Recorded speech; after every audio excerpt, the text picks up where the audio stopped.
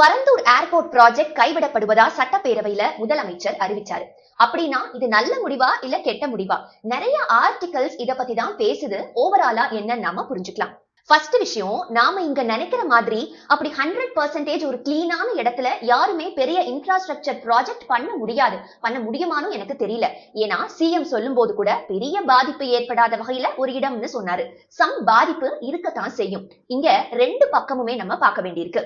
சென்னைக்கு ஒரு second airport தேவைப்படுது. அதுல மாற்று கருத்து இருக்க முடியாது. அதனாலதான் காஞ்சிபுரம் டிஸ்ட்ரிக்ட்ல இருக்கிற பரந்தூர் சைட்டை தேர்வு செஞ்சாங்க. ஆனா இந்த ப்ரப்போஸ்ட் ஏர்போர்ட் சைட்ல நீர்நிலைகள் இருக்குன்னு குறிப்பிடப்பட்டிருந்தது. அதோட விவசாய நிலம், வீடுகள், இயற்கையான நீர் செல்லும் பாதைகளும் இருக்கு. அதனாலதான் பல வருடங்களா அந்த பகுதி மக்கள் எதிர்ப்பு தெரிவிச்சாங்க, போராடினாங்க. ஆனா இங்க உண்மையான கேள்வி, இந்த பிரச்சனைகள் தெரிஞ்சிருந்தா அதை எப்படி சமாளிக்க போறோம் என்பதற்கான திட்டம் போதுமான அளவுக்கு வலுவா இருந்ததா அப்படின்றதுதான் சொல்றாங்க. ஏன்னா இப்போ மத்த ஏர்போர்ட் எக்ஸாம்பிள்ஸ் கூட நம்ம கம்பேர் பண்ணி பார்க்கலாம்.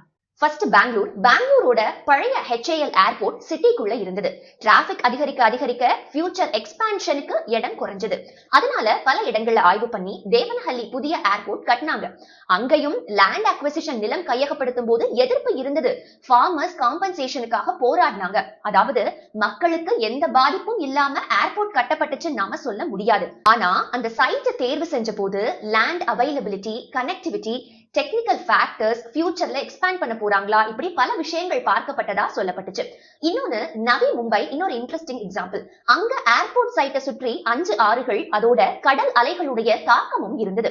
அதனால வாட்டர் ஃப்ளோ, ஃப்ளட் ரிஸ்க் எல்லாமே ஆய்வு செய்யப்பட்டதா சொல்றாங்க. முக்கியமா உல்வே ரிவரையே அங்க டைவர்ட் செஞ்சிருக்காங்க. ஏர்போர்ட் சைட்டுடைய உயரத்தையும் திட்டமிட்டிருக்காங்க. அதாவது தண்ணி இருக்கு, ஏர்போர்ட் கட்ட முடியாதுன்னு சொல்லல. அதே நேரத்துல தண்ணி இருக்கு, பரவாயில்ல, அது மேல கட்டலாம்னு சொல்லல. இந்த வாட்டர் சிஸ்டம் ப்ராப்பரா பிளான் பண்ணி திட்டமிட்டு கட்டியிருக்காங்கன்னு சொல்றாங்க.